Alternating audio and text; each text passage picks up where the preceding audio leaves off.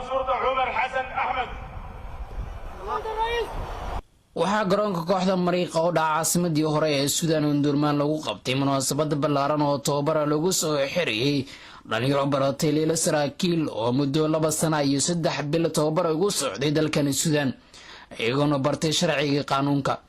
munaasabada tababarka lagu soo xiriyay leela Sariikiisha ayaa waxaa goobjoog ka ah madaxweynaha dalka Suudaan Umar Xasan Axmed al-Bashiir, taliyaha ciidanka booliska Suudaan, wasiirka arrimaha gudaha, qaar ka mid ah safiirada caalamka u fadhiya Suudaan, siyaaya safaarada Soomaaliya ee ku leedahay dalkan Suudaan Axmed Ibrahim Bourfole iyo waliba kumanaan ka mid ah bulshada qaybaheeda kala duwan.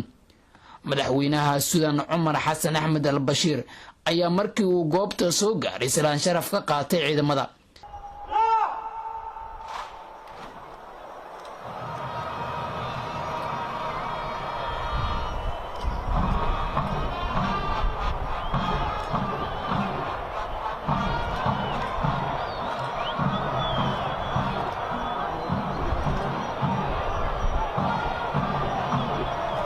leela Sariikiisha ee tababarka loo soo xiray ayaa ka kala socday dowladaha Soomaaliya, Suudaan iyo Urdun, iyadoona ay soo bandhigeen dhowlatus aad u qurux badan ka oo ila dhaceen shacabkii faraha badnaa ee u soo daabasho tagay.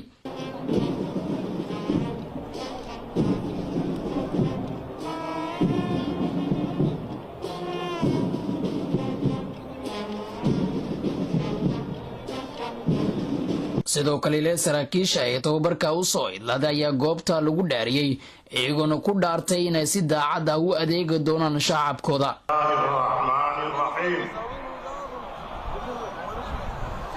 أنا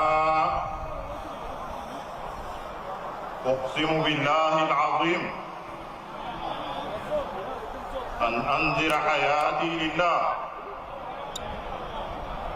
ثم لخدمة الوطن والشعب وحماية الدستور بكل صدق وأمانة.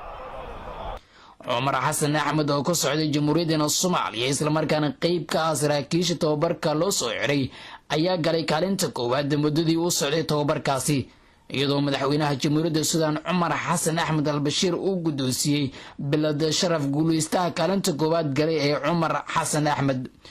sidoo kale Umar Xasan Axmed ayaa hormuud ka ahaa salaan sharaftii halkaasi lagu siinayay madaxweynaha Suudaan Umar al-Bashiir.